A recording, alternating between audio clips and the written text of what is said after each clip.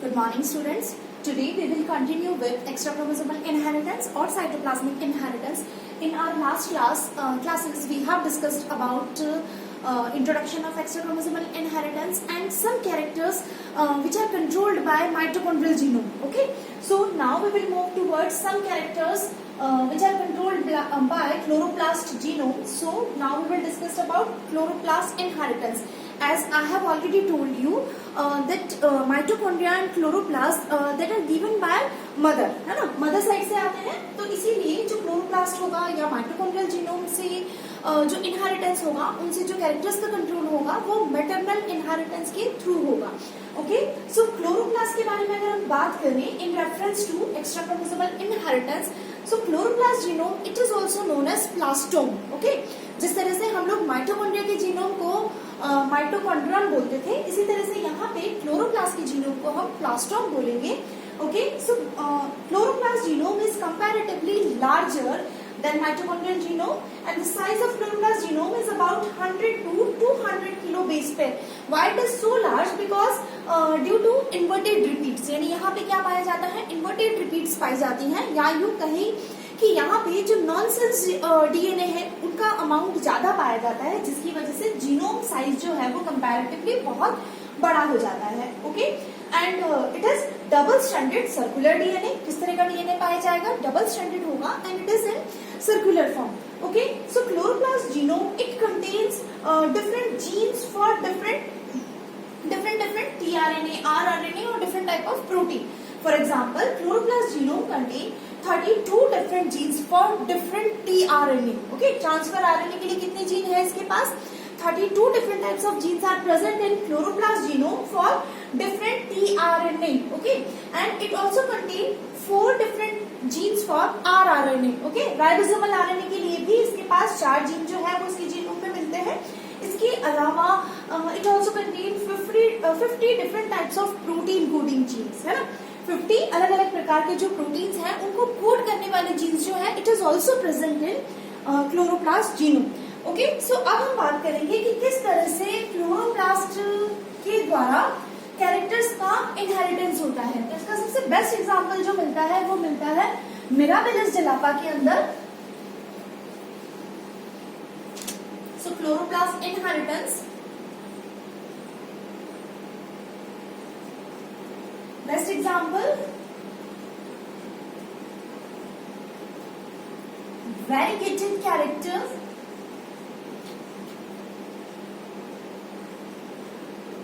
found in Mirabilis jalapa.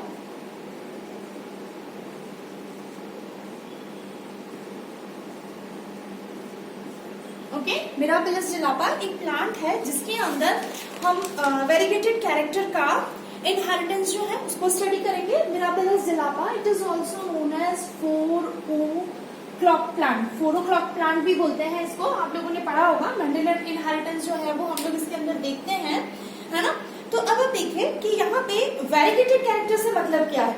Leaves का जो है अपीयरेंस वो डिफरेंट होता है. कैसे होगा, लीव्स जो होती है वो 3 डिफरेंट टाइप ऑफ लीव्स पाई जाती हैं. एक तो होगी ग्रीन कलर की लीव पाई जाएगी. एक जो है दैट मीन्स इसके अंदर क्लोरोप्लास्ट जो होगा वो कैसा होगा, it is normal chloroplast. Distribution of chloroplast is normal. Another type of leave is white in colour. Okay, white होगा. सो क्लोरोप्लास्ट नॉन फंक्शनल होगा यहाँ पे.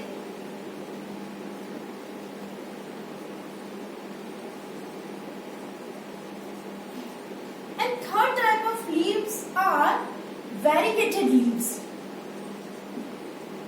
Variegated leaves जो होंगी वो किस तरह की होंगी, ग्रीन leaves होंगी with white patch.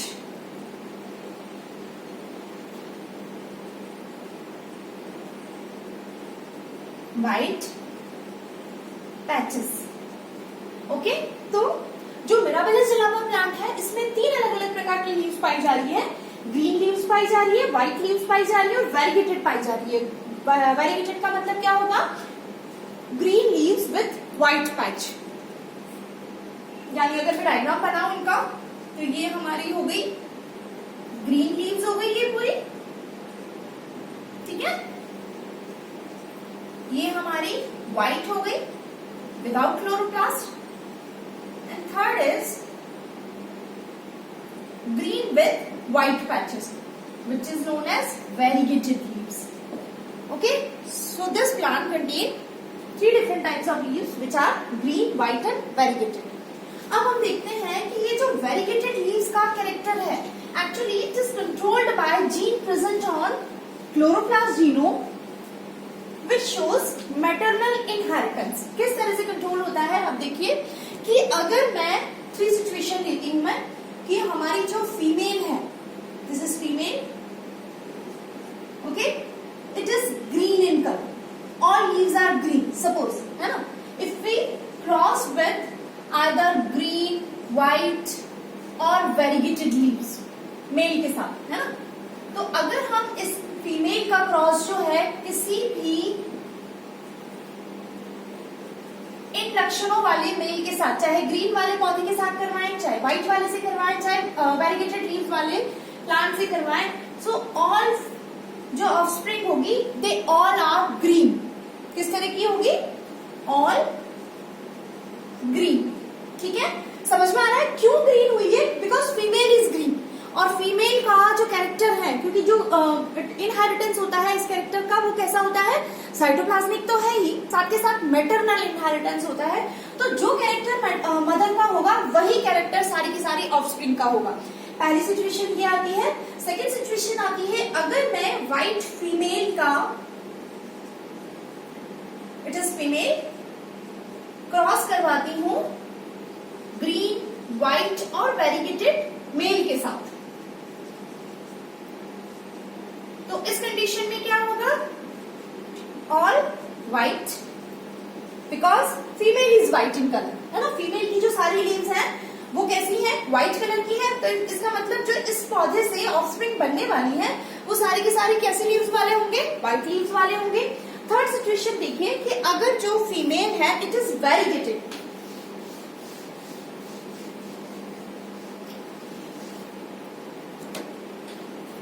Third situation is if female is variegated, है ना,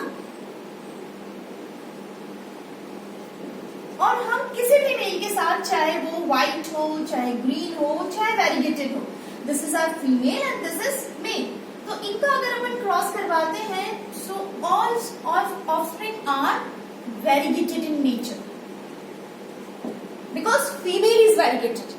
समझ में आ रहा है? तो इसका मतलब क्या हुआ कि ये जो वेरिगेटेड कैरेक्टर है वो किस तरह से कंट्रोल हो रहा है? साइटोप्लाज्मिक इनहेरिटेंस तो है ही, और उसका जीनोम जो है वो कहाँ प्रेजेंट है? उस पर्टिकुलर कैरेक्टर का जीन कहाँ प्रेजेंट है? क्लोरोप्लास्ट के जीन के पास प्रेजेंट है, न्यूक्लियस के जीन के पास नहीं है. तो ये जो कैरेक्टर है वो साइटोप्लाज्मिक इनहेरिटेंस तो शो करता ही है, साथ के साथ मैटरनल इनहेरिटेंस भी शो करेगा, बिकॉज जो फीमेल के कैरेक्टर्स होंगे वही कैरेक्टर नेक्स्ट जनरेशन में अपीयर होंगे. तो ये तो सारी बात हुई. इसको हम इस तरह के डायग्राम से भी शो कर सकते हैं. इस तरह का डायग्राम भी आपके बुक में मिलता है, आप देख लीजिए. थोड़ा सा बना लेते हैं अपन इसको.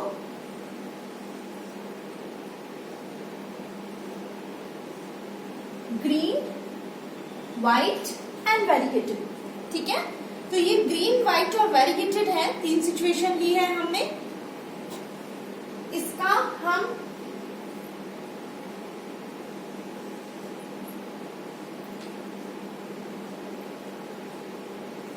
इसका चाहे हम ग्रीन से करवाएं,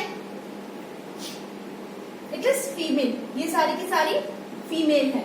तो ये जो होंगे वो सारे मेल हैं. तो ग्रीन हो, व्हाइट हो, वेरिगेटेड हो, इसमें भी ग्रीन हो, व्हाइट हो और वेरिगेटेड हो, ग्रीन हो, व्हाइट हो और वेरिगेटेड हो.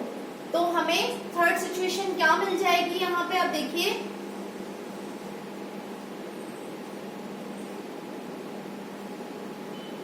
ऑल ग्रीन, यहां से यहां तक सारी ग्रीन होगी, हमारी पहली कंडीशन जो थी. दूसरा, ये सारी की सारी जनरेशन जो होगी वो व्हाइट होगी, और ये वाली सारी जनरेशन जो होगी वो वेरिगेटेड होगी.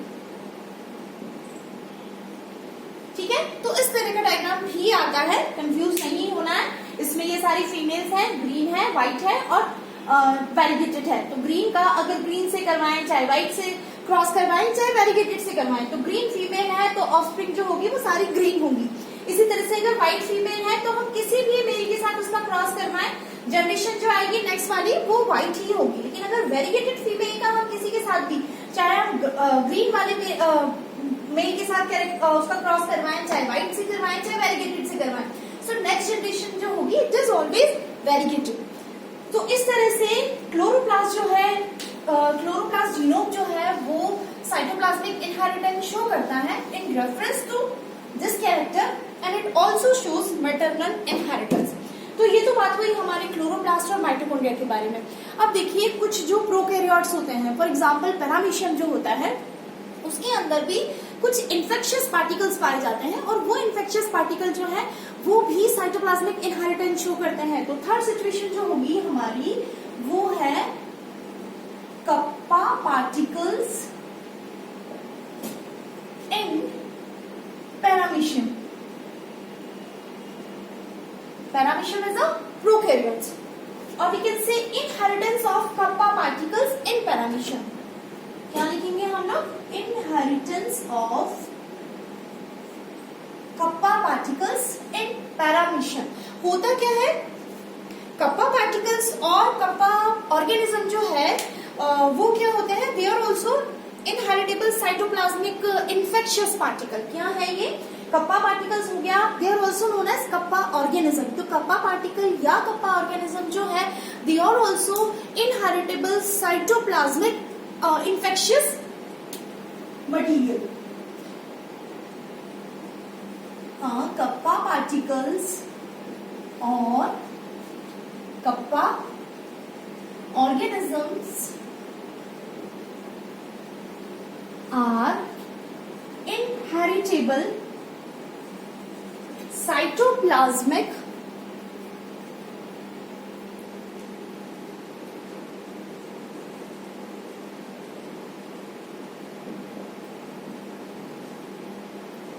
symbionts present in prokaryotic ciliates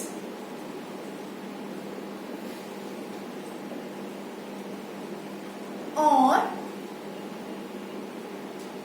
some strain of paramecium।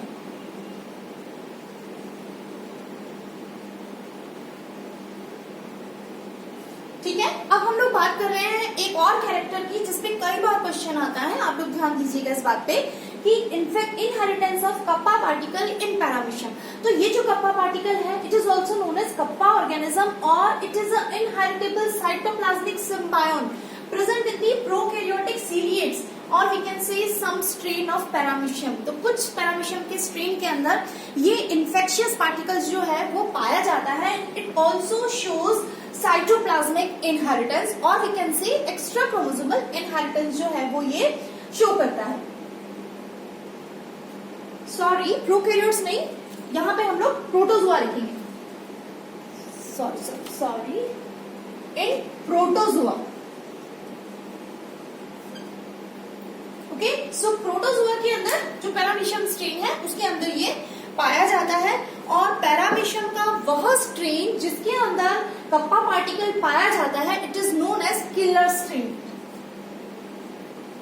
The strain of paramecium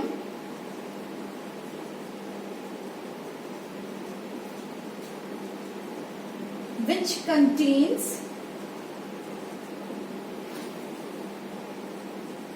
kappa particles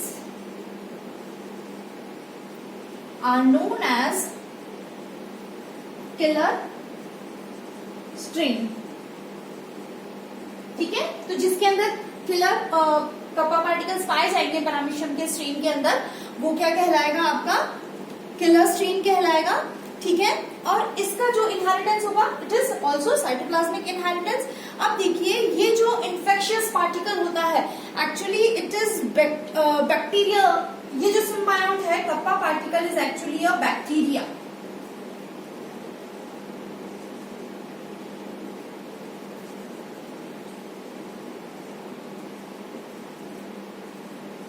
क्या नाम है इस बैक्टीरिया का?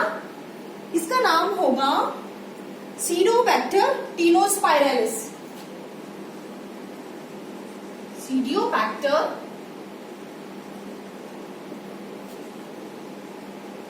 टीनियोस्पाइरलिस।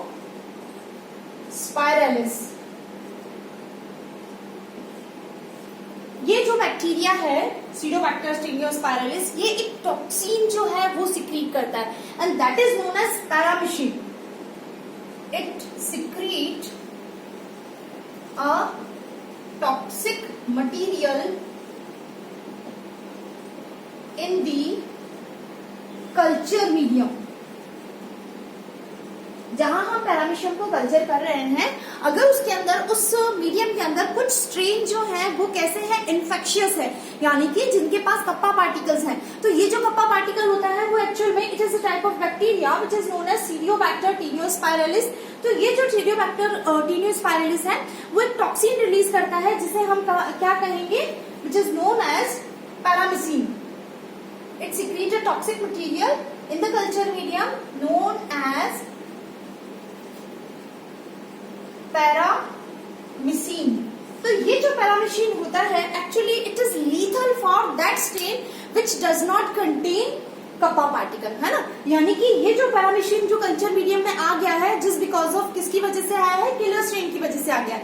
तो ये जो किलर स्ट्रेन की वजह से पैरामीसिन कल्चर मीडियम के अंदर आया है, तो अगर उस कल्चर मीडियम के अंदर कुछ दूसरे स्ट्रेन भी हैं पैरामीशियम के जिनके पास कप्पा पार्टिकल नहीं पाया जा रहा है, तो दैट मीन्स ये जो पैरामीशियम है वो क्या होगा, उनके लिए लीथल होगा, है ना। उनकी इस पैरामीशियम की प्रेजेंस में वो दूसरे पैरामीशियम जो है वो सर्वाइव नहीं कर पाएंगे जिनके पास कप्पा पार्टिकल्स नहीं पाए जाते हैं। अब आप देखिए, हम ये प्रूफ करना चाह रहे हैं कि इन पार्टिकल्स का इनहेरिटेंस जो है it is also cytoplasmic inheritance. कैसे, दो सिचुएशन देखते हैं हम यहाँ पे।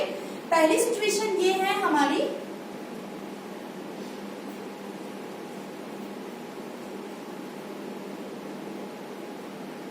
ये हमारा कप्पा पार्टिकल वाला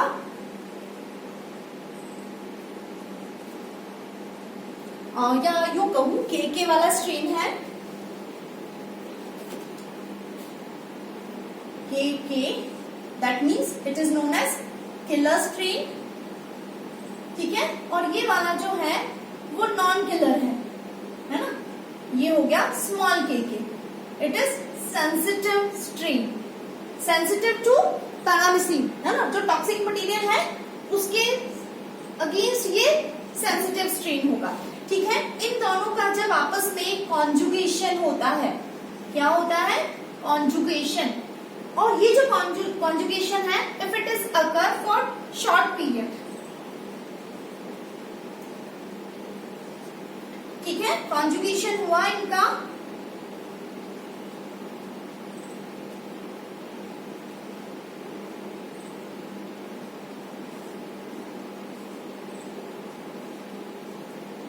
ठीक है, ये किलर है हमारा और ये सेंसिटिव है, ठीक है। मैं क्या बता रही हूँ, समझ रहे हैं। हमारे पास दो सिचुएशन है कि ये जो कॉन्जुगेशन है if it is occur for short period, ठीक है, कॉन्जुगेशन फॉर शॉर्ट पीरियड। क्या हो रहा है यहाँ पे, कॉन्जुगेशन हो रहा है, शॉर्ट पीरियड के लिए हो रहा है।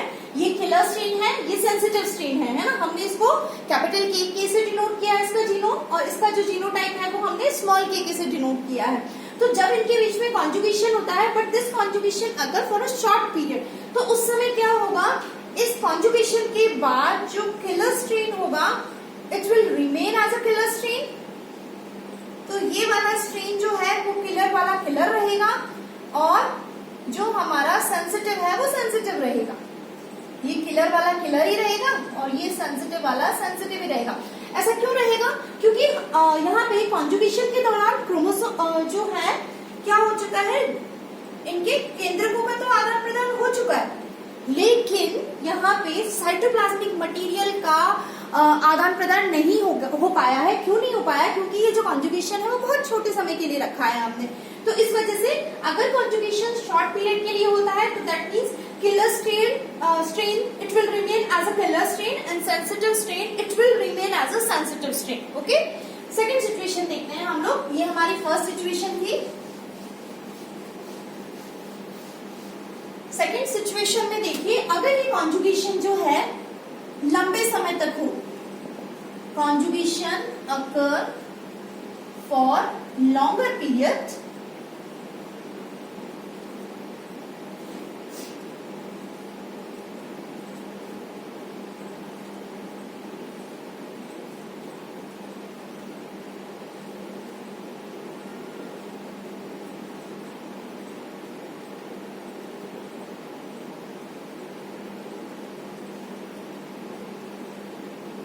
ये किलर है और ये सेंसिटिव स्ट्रेन है.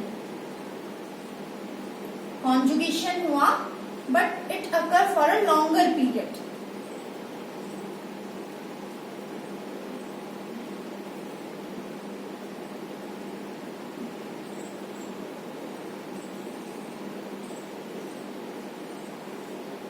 ये यहां आ जाएगा और ये यहां आ जाएगा. That means both killer strain में कन्वर्ट हो जाएंगे. इसके पास भी के कैपिटल की आ गया, एक स्मॉल है, और दूसरा जो बनेगा अगेन कैपिटल एंड स्मॉल. सो ये भी किलर होगा and it is also killer strain. ठीक है, तो यानी कि क्या हुआ, ये जो कप्पा पार्टिकल है या जो इन्फेक्शियस पार्टिकल है, और we can say it is a type of bacteria which is known as Caedibacter taeniospiralis. तो इसका इनहेरिटेंस किस तरह से हुआ, साइटोप्लाज्मिक इनहेरिटेंस. साइटोप्लाज्म का एक्सचेंज हो पाया यहाँ पे, क्योंकि ये जो कॉन्जुगेशन है वो लंबे समय तक चला. तो इसीलिए ये किलर स्ट्रेन किलर रहा, लेकिन जो सेंसिटिव स्ट्रेन है it also get convert into killer strain. ठीक है, तो इस तरह से हम लोगों ने extra chromosomal inheritance, that means कुछ ऐसे कैरेक्टर्स होते हैं जिनका कंट्रोल जो है, जिनका इनहेरिटेंस जो है वो साइटोप्लाज्म में उपस्थित जीन्स के द्वारा होता है. तो उस तरह के कैरेक्टर्स को हम क्या कहते हैं, एक्स्ट्रा क्रोमोसोमल इनहेरिटेंस और cytoplasmic inheritance, and they are also known as maternal inheritance. ठीक है, किसके द्वारा शो किया जाता है, ये जनरली शो किया जाएगा माइटोकॉन्ड्रियल जीनोम के द्वारा, क्लोरोप्लास्ट जीनोम के द्वारा, और इस तरह से पैरामीशियम यानी प्रोटोजोआ जो है उसके अंदर पाए जाने वाले कप्पा पार्टिकल्स के इनहेरिटेंस के द्वारा हम लोग शो कर सकते हैं. ओके, तो इसके साथ ही आपका ये टॉपिक खत्म होता है. इसको आप पढ़ो, समझो, कोई प्रॉब्लम हो तो डिस्कस करो. Thanks a lot.